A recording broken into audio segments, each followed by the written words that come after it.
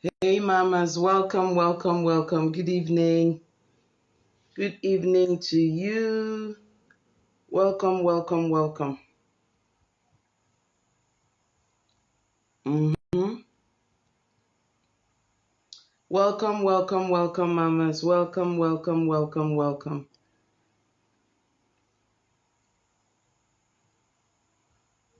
All right. So good to be here tonight. Good evening, Gozinta. Thank you so much for joining. Thank you, thank you, thank you, thank you. Welcome, welcome, welcome. I'm so excited to be welcoming you. hmm to the class this evening. Welcome, Damsel 1031. Thank you so much. You're welcome tonight. We are starting this very interesting conversation. Why would my child do something silly after everything I've taught her? All right? That's what we're talking tonight. So welcome, welcome. Please, could you tell me what city in the world you're joining in from? Let me hear, what city in the world are you joining us from? Yep. Let me see, let me see, let me see. What city are you joining us from? Let me see. Hey, Miss Chicha. Happy to have you here, sis. Welcome, welcome, welcome. So I see McBeal Art is joining in from England. Fantastic. Grace is joining in from Toronto. Fantastic. Welcome, welcome tonight. I see you, Aisha. Welcome, welcome, welcome, welcome. So multi-food stuff, Enugu is joining in from Enugu. I see my sister Aku 555 How is my girl? Aisha is joining in from Abuja, definitely. Damsel is joining in from the UK. I see Okwayemi joining in from London. Oh, Auntie Ngozi, my J-Town people. Thank you for joining in from Jos. Spice Afro Catering, Abuja, Mochizi, Bayelsa, Nigo Princess, Abuja. So this is going to be a pretty beautiful evening for us to have real practical conversation on this girl parenting business, all right? So you're welcome, welcome, welcome, welcome, welcome. Right. Barawa is joining from Lagos, Simi Pretty Lekki Lagos. Omolara is joining from Lagos as well. Upe is joining from Lagos. Lagos people, you know how to bulldoze and carry the show. Anyway, I'm so excited to have you here. So tonight is going to be the beginning of a conversation. I was just looking at my notes today. The Eve Code is joining from Toronto. Blessing Blackie, welcome. So I was looking at my notes tonight and I asked myself whether I honestly think that I will have practical conversation in 2 days with this 8-point agenda in front of me. I see Val joining in from Kaduna and Regina joining in from Warri. So I'm beginning to think that we're going to do this for a little bit. I'll teach some today, teach some tomorrow. Regina is joining from Warri, yeah? And then next week we'll continue. I don't want to rush it because there's too much meat in the business, all right? So I see a few people sending requests to be my live video. Nah, we don't do that. We're not doing that tonight, all right? Hi, Blessing. Thank you for coming. So, we started this conversation a while ago. I'm ready to begin because I also don't want to keep the conversation too long. I want to just have like 30 minutes to the point so that even in the replay, it's easy to invite people to come watch because it's not so long. So a few weeks ago, I came across that video where this girl took a risk going to visit a random guy that she met online.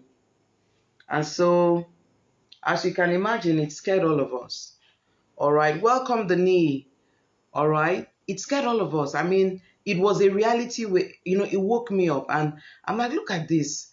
But, we thought that was just Tito, only to come and discover that there's series of young people falling for this social experiment. I can imagine that a typical parent living in Nigeria would think like, well, that cannot happen to my child. I smile and I say, you're kidding, right? Because I have seen girls who left home under the disguise that they're going to one place and they went to a totally different place entirely.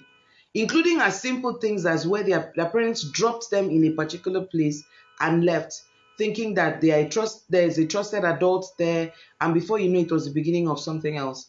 So it means that this night is not the night to say it doesn't relate to me. It relates to all of us. And so we just want to learn.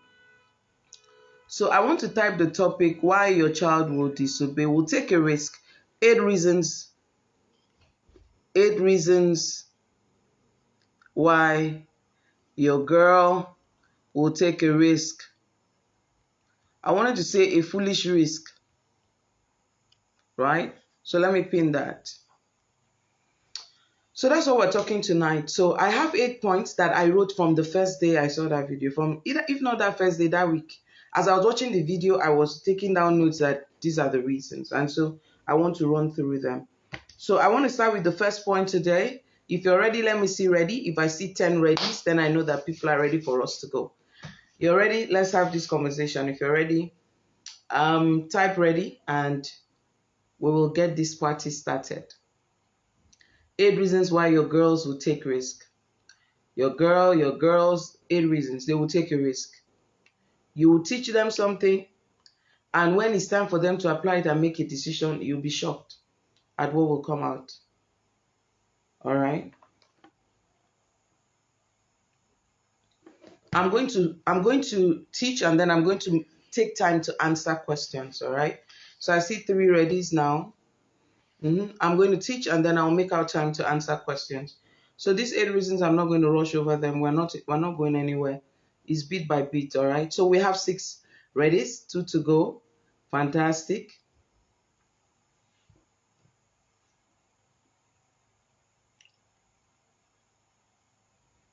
All right, Alexandra has added 1 ready for us. Thank you, ma'am. In the meantime, please share this live video feed, on your stories so that we get many more parents coming in. Yeah, Fola and Grace have saved the day. We're ready to go. So the very first thing I want to talk about today is the fact that the average parent is not telling their child anything. That's the first reason. The first reason is, I don't know if someone can help me type. Reason number 1, you're not saying anything. Why am I saying that? I'm going to break it down for you today, and maybe I'm just going to say with only this point today. So the average African parent, the average human who is a parent today, is most likely to have grown up in a space where no one talked to them about these things. For example, when we're growing up, your parents really may not have sat down and talked to you about dating and marriage. And then one day you show up and say, hey, I'm ready to get married. And they start saying, which family? Let's go and visit. They start doing all of those things. And the question I used to ask parents is, if you never taught your child about marriage and dating and relationships, what knowledge are they using to bring this person they brought to you? What do they know that relationships are about? How did they know who to say yes to and what future that person will bring if you didn't say anything? So the very first reason is that parents are not saying anything, and the average parent expects the child to know. And how do we expect our children to know? We expect our children to know because of how we reacted on the phone when we're talking about something, one gist in the neighborhood, what we said. Just a perception. The first reason is parents are really not saying anything. So the first one is parents expect children to know when they have not said anything. You've not said anything. You just say, me, I'll kill you. You cannot do it in my house. That's not education. Remember, let me bring you back. Let me cast our mind back to the situation. A girl meets a guy online, and the guy invites her to his house, and she goes. And then she goes, even though the mother said, I've spoken to her about online safety. So I'm asking you, you may be a parent that said, I've spoken to my kids about online safety. I did. I'm talking to them. But I'm going to say the average parent says, first layer is that the average parent says they know. But they can't say, we've been talking. We talked about this aspect, we talked about that aspect, we talked about that aspect. We can't, many parents can't hold their hand to it. I mean, let me even talk about fathers. Fathers will say, she knows she can't do that now. She knows she can't do that. And I'm like, how do you mean? How does she know? I always say this to parents, that every girl, every child, every human is doing the best they can with what they know. That means the more your children know, the better decisions they'll make. So the first reason why a child like that will do that is because they don't know any better. And the reason they don't know any better is that parents have an assumption that they've taught, meanwhile they've not taught anything. And when I pull you closer, I've met parents, I say, you have a daughter that is 12. What are you guys talking about? Say, I've told her about private part and public part. And I'm like, private part and public part is even too low for a child that is age 6. Did you know that? Private part, public part is even too mediocre for a child that is 6 years old, let alone that a child that is 12 years old, let alone for a child that is 14 years old, let alone for don't let anybody touch you, don't bring shame to this family. What? So many of us have an assumption of what our daughters should not do because we think that they know. We feel that we've taught them. You've not taught Jack. If I asked you to pick a sheet of paper and give me a list of all the things you've taught, you won't be able to articulate it. So that's number one. This number one has a part, which is that you've not taught nothing. You just have an assumption of what they should know, but the teaching, mama, you've not taught nada. You've not taught nothing. So when something is trending now, for instance, 2-3 years ago, a lady saw a job ad, went, and her life ended. In the buzz of trending news, you turn to your children and say, hey, you heard, oh, see, so, ra, ra, ra, ra, ra. For the next 3-4 days is the rage. You talk. After you rage and the matter pass, the gist disappears. You've not taught anything. Oh, your sister came and gave gist that day. Your sister was always saying, hey, come here. When Onye came, you now say, you're hearing, oh, your ear, oh, I've told you. So you've not taught anything. So that's the first layer. But the second layer is for parents who say they've taught. So I want to ask, how much do you know and what did you teach from? So let me give you an example. There are many parents on this call who don't even know the length and breadth of online safety. So if you don't know it, how can you teach it? So let's gauge if you've really taught. Let's audit you what you know about online safety. I'll start by asking you, what are the social media platforms that children are on? You tell me you're following your child on Facebook. You tell me you're following your child on Instagram. Your kids are not on these platforms like that too. They have a totally different social media platform they're on. They're on Snapchat, they're on TikTok, they're on Roblox. In fact, I even heard about a new social media called Discord that is designed for kids, for people 18 and up, but minors are there. So what do you know about social media platforms? Because if you say you've taught, I want to know how much you know. Because what you pass to your child is going to come from how much you know. How much research have you done, mama? You're on social media, papa's on the call, your own is even worse. I refuse to give up on fathers. So when I'm even attacking mothers, they are the ones even trying. So you're online on Instagram, you're following Instablog Niger, you're following the trending news when you could have been learning about online safety. You could have just gone on YouTube and typed, what are the risks that children face being online, and see what will come out. So today, let me help you. So let me just give you a snapshot of typical risks kids face online. So the first one is content risk. Content risk is that your child will see or access information that is inaccurate, inappropriate, and misleading. That's the first risk. The first risk is not yet that they will go and see somebody. Is that they will see content that is inappropriate, misleading. Do you understand? So what it means is that, so your daughter started coming online and then she started hearing about blind dates. And she followed a handle, an influencer that talked about cool blind dates. Your child is feeding on it. Then voila, one day somebody is in their DM. They've heard about blind date. The person has educated them to the point that they are ready for the experience. So did you know that the first risk is content risk?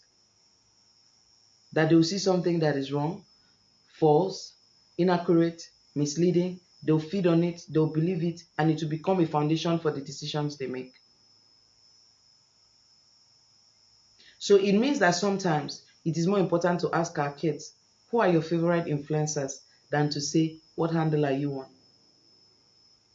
What social media platform are you on? Is different from, who are your favorite online influencers online? Where do you go to relax and chill online?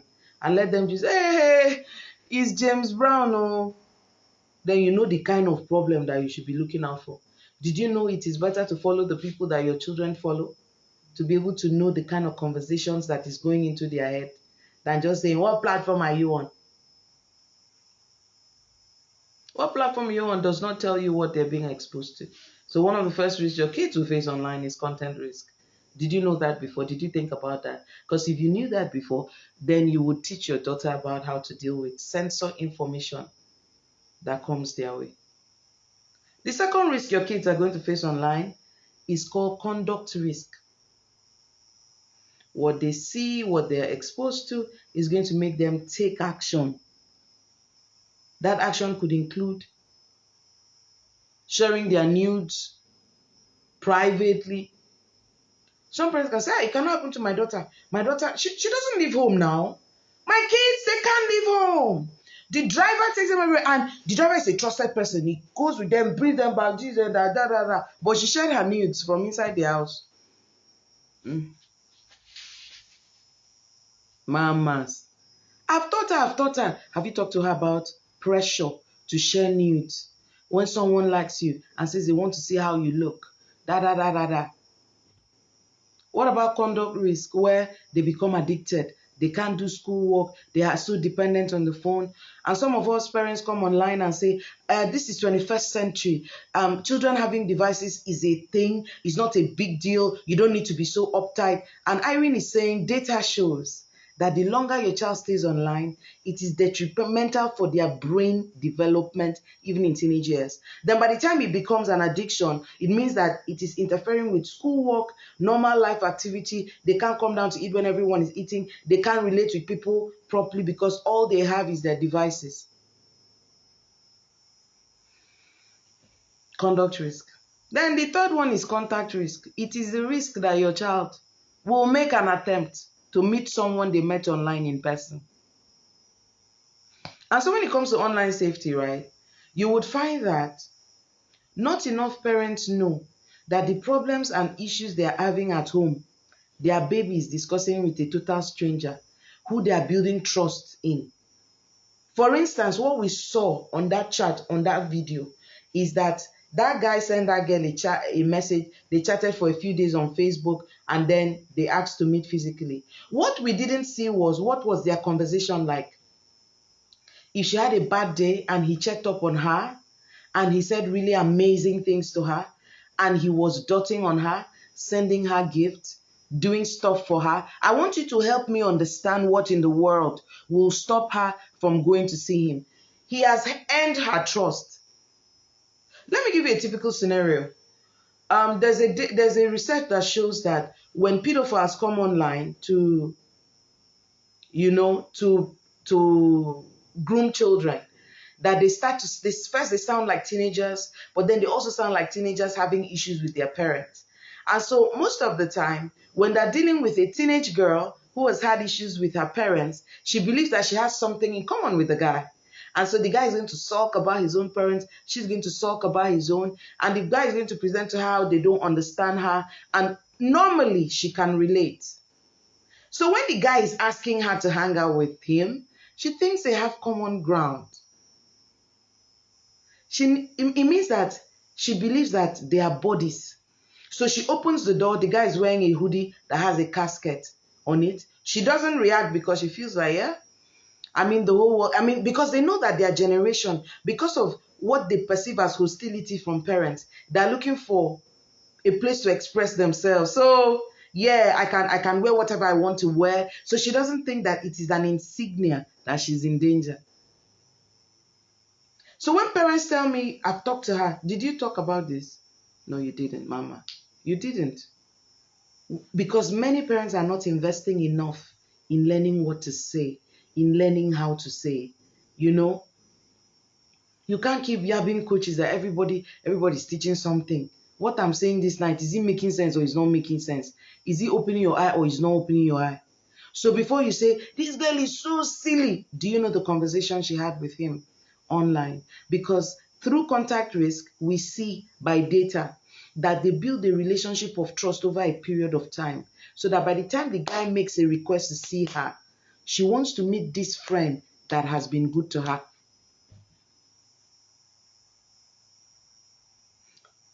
So that's the second layer. The first layer is you're not saying anything. The second layer is that you yourself, you've not built enough information to know what to converse about. You've not built enough information to converse about. So maybe what you're saying is even repetitive.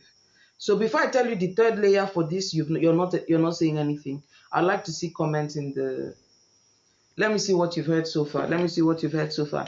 So I'm kind of going to do this over a period of time. I'm going to do this maybe throughout the month of November on Wednesdays like this. All right. So let me hear. So tell me what you've learned so far before I move. So I've said quite a number of things. And the first thing I said tonight is that many parents. So first, let me start from the beginning. The number one reason why a girl will take risk is because she doesn't know any better. And the reason she doesn't know any better. Remember, I said 8 reasons. So before you tell me what about this, don't worry. What about this is coming. The train is going gradually. We are starting gradually. So we are starting with the number one reason, which is that she doesn't know any better. And why doesn't she know any better? Number one, parents are not saying nothing. Parents are not saying anything. Warning her, reacting to trends, screaming at the top of your head. A video went viral on Chrisland. Your brain pumped that day, you holla, then the thing calm down. So there's no system to educating. All right? Do you understand? Do you get the idea? So number one, you've not said anything. Number two, you don't even know enough on the matter to teach. And so one of the reasons why you're on this call is because I want you to know better. I want you to know the nitty-gritty so that when you're talking to your child, you're not monotonous. You're talking and hitting the point directly. You're hitting the point, directly. Do you get the idea? You're hitting the point. That's my own. So number two, you've not learned enough to share, and you should. So the third thing I'm now going to, when it comes to parents' knowledge and sharing, I want to say it by giving you a scenario. Have you ever met a teacher that was so intelligent, but they couldn't communicate? The students don't understand. Have you met teachers like that? No matter what they teach, children don't understand. The teacher has a first class PhD, intelligent, but their students don't get it. Thank you much. Thank you so much, Zoris. Thank you. So tell me, have you met a teacher like that? Let me know.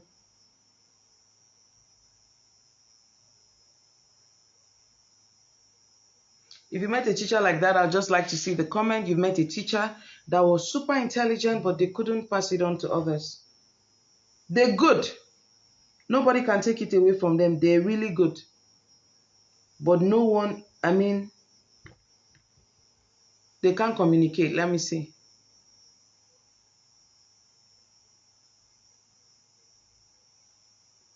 Let me see. All these people asking to join the... Vera said in my law class. Yeah. I want to believe all the people requesting to join the live video are making a mistake. All right? Not knowing what to do. Average African woman saying you've not taught nothing, not knowing social media safety, and we've not learned enough to teach. Yes. Oh, Shedi, you're a good scribe. Thank you so much. Did I pronounce your name right? Sedio Swashi. I don't know if I got it well, but it's such a unique name. Fantastic. So Vera says in her law class she had very intelligent. So I want to talk about many parents that are very intelligent. They are wise. They're very wise. They have insights to life.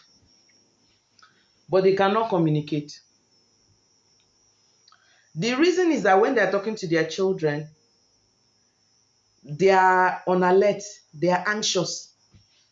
The fear of what could go wrong interferes with the passing on of the information. They cannot communicate. They know so much, but they're not able to communicate. I have met parents that say, I'm not the talking type, I'm not the talking type. Mama, if you're a parent, you are going to become the talking type. You're going to find a way to be the talking type, strategic talking type. So what that means is that there's so many parents don't know how to communicate. Anxiety comes into their way, into their head, so they can't arrange the points they want to make. Let me share with you a story. Is it this year? Maybe this year or last year. I got the invitation to come to a particular school here in Abuja. They asked me to come and talk to their girls about body safety. And these were seniors. They asked me to come and talk to senior girls. Kai. They gave me the whole school, then they said I will focus on the SS2 and 3. So if you're a coach or you've ever done anything in children's church, you know that once they hand you over to senior teens, 15 to 17, you literally need angels to be working with you to go. So that day I prepared my notes, I started the session, I spoke with the junior girls, and after that I asked them to leave the hall. So I started asking God, well, how am I going to break into these kids? They assume what I've come to share. They already have their posture, like talk and finish and go, that kind of thing. So guess what? The Holy Spirit gave me a light bulb moment. And what came into my head was to tell them why their parents are worried about them. I want to tell you why your mothers will not let you breathe. And they were so eager. I said one of the reasons why mothers are worried about their daughters is because girls and women have one thing in common. We love hard, and we can love the wrong people. We can love someone bad for us. We can love someone that is disregarding us. We know how to have hope, even when there is nothing to hope about. As I was talking to them, I knew that I was talking to girls who had made up their mind to date, who had dated, who had broken up, who had done stuff. So if I come down and say, don't do this, so I'm wasting my time. But if I said, this is why Momsi is worried because women, we all have something in common. We love hard. I've not even started talking. The ones that were crying started crying. The ones that started lifting up their hands. The ones that wanted to share their experience started sharing. What happened there was communication. I spoke and it hit home. So many parents are talking to their kids, but it's going over the bar because we are not planning the talk. We are not organizing the talk. We are not strategic with the talk. We don't know the timing for the talk. And many of us talk to the girls instead of talking with the girls. So you come on, you pass on information and say, if you have any question, ask me. No. In my experience raising my kids, the sex education begins after you stop talking. Because when you stop talking, before you know it, the kids start to ask you questions. What if this happens? What if that happens? And I tell you, the answer to those questions is just as important as what you originally said. I just saw somebody's handle, your village witches. My village witches cannot enter my live stream or then go kolo. My village witches cannot enter my live stream. They will run mental. The Holy Spirit is in my airwaves, so I don't know why you would have that kind of handle. All right, so yeah, so some parents don't create a safe space for their girls, so they just want to talk. So because you're not communicating, your daughter does not know any better. Remember what I said when I started? Your daughters will do the best they can with what they know. So mamas, that's line 1 today. So you're not creating a safe space. Your babies are not hearing you. You're just talking over the bar. I want to flip back how parents react when their children are not learning in school. When you find a teacher that they're teaching your kids are not getting, you get upset, you have ideas. And then you start to tell us how your child doesn't like the person and how kids will not learn from people they don't like. I just wanted you to know that that's the same thing that can be happening in your home. Your daughters don't like the way you make them feel. So whatever you say, over the bar. You may be saying it's important for them, it's for their life, but it's also over the bar. That's what the teacher is also saying in school. I'm teaching you this thing, or you to come out in WAEC, it will come out in IELTS, it will come out in IGCSE, but your kids don't care because the teacher is not connecting. So what's the relationship you have with your girls?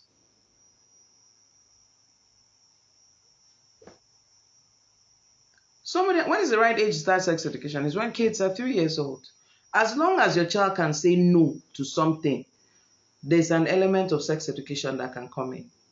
Do you get the idea? So what am I saying in essence today? There's no safe space. Because there is no safe space, Princess does not know anything. Also, for mothers in diaspora with teenage girls back home, how do we start? So let me, because I want to start answering questions now. So today I gave only one reason.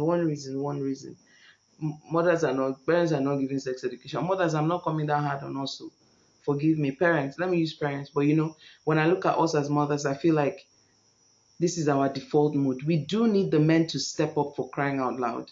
But this is kind of our default mode. So I've started answering questions now, all right? So all today I've been talking about is the different angles where you can learn, see that, oh, I don't know much, and so I'm not communicating much.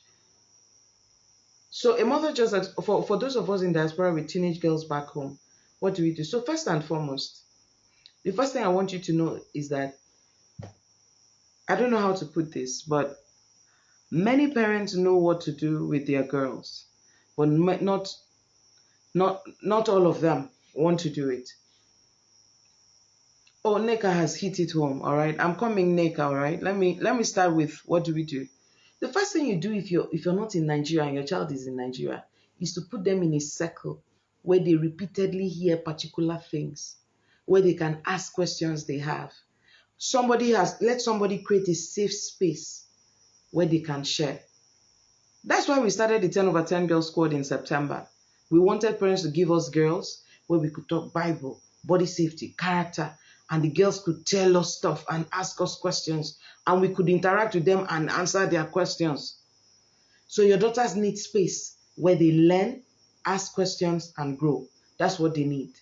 And so if you're in diaspora and your girls are here, that's what you need. That's the first step. You need to get them to join the 10 over 10 Girl Squad, straight up. The second thing I want to say is that when your daughters get into age 13 and 14, their sex education switches up.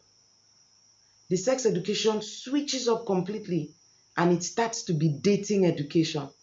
You're not preparing them to date, but you're beginning to tell them what the nuances are.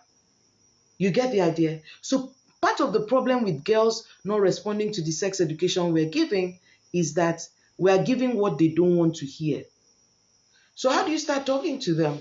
So Auntie Grace, how do you start talking to your 3 to 5-year-old? We have something that you can work with. It's our sex conversation planner. It tells you what topic to talk about. It tells you, like, for 3 to 5-year-olds, the entry point is private part, public part. Then you start to talk to them about speaking up when they feel uncomfortable. Then you start to teach them about body boundaries. Don't touch other people. Don't let them touch you. Don't touch private part. Before you hug people, ask them if it's okay to hug them. They're the body boundaries part. Then you start to teach them about grooming, how they can identify when they're being groomed by someone.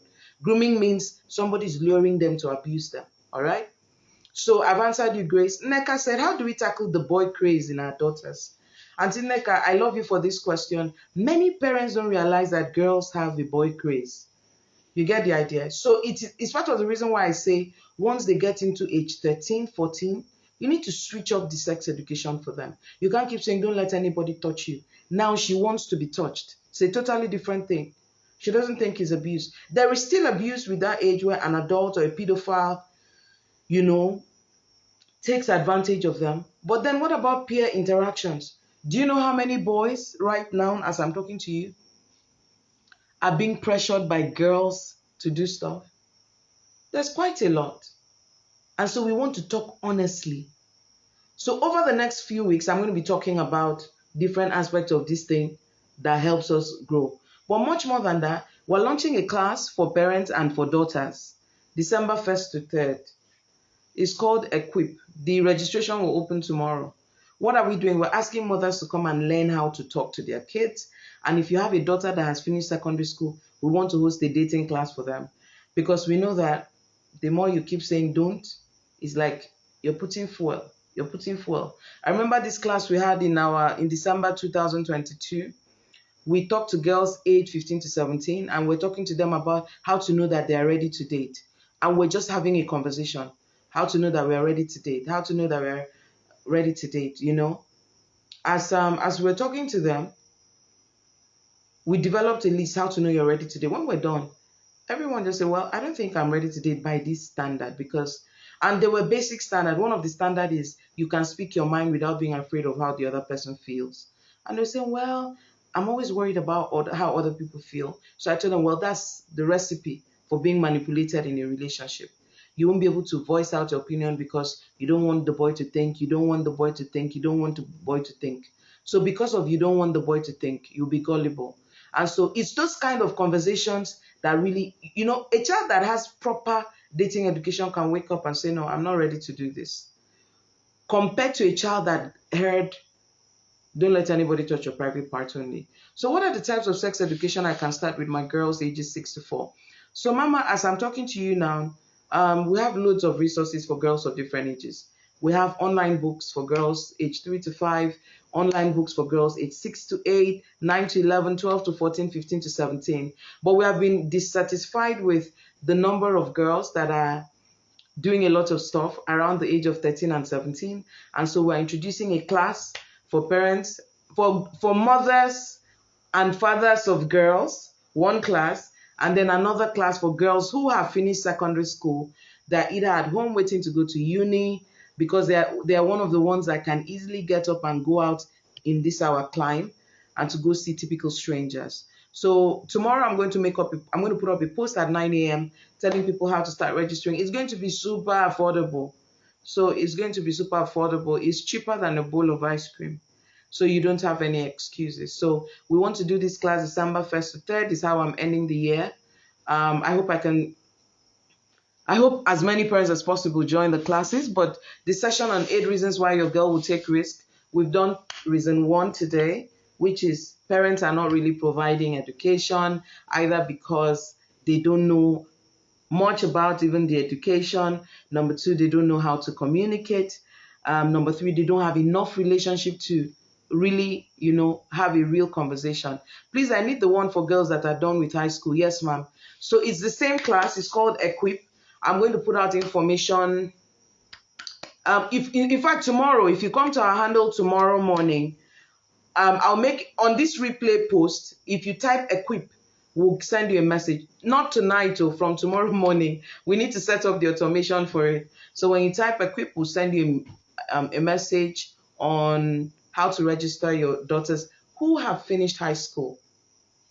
We are very interested in girls who have finished high school for 2 reasons. They're about to be on their own, where they don't even need your permission to do anything. So it can be critical. It can be crazy what they would do. However, we have a different class for parents with girls still at home, and we want to show them how to have these conversations, the topics and the manner of communication. The topics and the manner. How do I do this? What do I say? What do I not say? Let me give you a typical scenario. If your daughter feels that you're going to shame her for her, not now, show please, it's not now. We've not yet set up the automation. It's going to come live tomorrow morning from 9 o'clock. It's going to be there. All right, it's going to be there. It's going to be there. I promise you it's going to be there. So maybe I'm going to do a video and keep tonight so that I can post it tomorrow with the caption that people can now register. So mamas, that's it too. Reason number 1, we're not providing quality sex education. So what am I going to be talking about tomorrow? Let me look at my notes. What I'm going to be talking about tomorrow is you don't know your daughter. Tomorrow I'm going to talk about the reason that your daughter will take a risk is because you don't know who your daughter is. You have an idea in your head who your daughter is. So that idea is making you unwilling to accept the kind of child that you have. When you accept the kind of child that you have, then you start parenting them from where they are. So many of us assume, all right? So if you let me put it this way. Tonight, as you go to sleep, ask yourself, which of my children is most likely to visit a complete stranger? You don't need to answer me. Lie down. Think about why you think of that child. All right? Why that child? Try to relate and see what is the one thing that made me feel that way. So in order for us to be effective parents, we must parent the child that is in front of us, not the child that we would like to have. Do you have any boot camp in Ibadan? Not at the moment. We would in due course, but we have our squad. We have the online squad where I'm meeting girls every month. They take 3 lessons from me and a mentoring session, live mentoring session. So they have a Bible lesson with us. They have a body safety lesson with us. They have a character building lesson with us. I mean, it's amazing. I would like to see a lot more girls in the group, but the girls that are there already having fun. We're talking about stuff in a very practical way, in a non-judgmental way. And so I see more and more of the girls, they are expressing themselves, telling me stuff happening in school. I mean, some of them are sending me private messages because in the WhatsApp group where we have chat, some of their parents are there. So the monthly mentoring session is 3,500 naira a month, Benny. It's very ridiculous, but that's the rate. It's 3,500 naira a month, and the November registration is open. For that registration, if you go to any of our posts on our handle and type squad, we'll send you a link to the details. No, not squad. You type I want. Sorry. If you type I want, we'll send you all the details that you need. It's 3,500 a month. It is it's about $4. Let's say $5 max a month. But then your daughter gets to learn about God, body safety, and character building stuff where we're able to deal with the root causes of many of these issues. So apart from the squad, well, we are hosting a class December 1st to 3rd. It's called Equip. One class is from parents, per child, ma'am, yes. It's 3,500 per child per month, yeah? So what of those that have girls in boarding school, any program for them? So, ma'am, what we had told parents was that during midterm, they could come and they could do a crash course, and the girls could just watch different lessons that we've done in the last 2 months. 2 months. But also, we have this holiday boot camp. We have this holiday boot camp that we hold every holiday. The December camp classes will hold, and the boot camps are free, by the way. So registration of boot camps open on the 1st of November. So that's how we roll. So we have free classes and we have paid classes. Our free boot camps hold 3 times a year, every holiday: April, August, December. But then we have the squad program that is more detailed, and we're doing a lot more work than the camp, and it's just 3,500 naira a month. So this class that we are holding in December is cheaper than that. All right, this class holding December 1st to 3rd is cheaper than that. I'll make a post on it tomorrow morning, and we will take it from there. So I want to keep this short so that you can share the video and your friends will know that, oh, it wasn't really long. It wasn't really long, and so they will enjoy themselves, watch it, share with as many people as possible. So when I post the replay, I'll be answering questions as well. So Sofulu said, "Be at this network reception, I bind and cast you in Jesus' name." I like that. So mamas, before we wrap up, let me see comments. Please replay because this network has been dealing with me, so sorry about this. Yeah, bootcamp is always virtual. We've been doing since 2021. We have done 7 editions. And the 8th one will be this December, yeah? So it's always virtual, and it happens online. Zoom plus YouTube combinations, something like that. So fantastic. Please replay because this network has been dealing with me. So sorry about that. So people, thank you so much for joining. Let me hear what you've learned so far. Tell me what will make you come tomorrow. Will you be here tomorrow, number 1? And tell me what will make you come tomorrow. So today we were able to only do one. Do you have bootcamp for Lagos?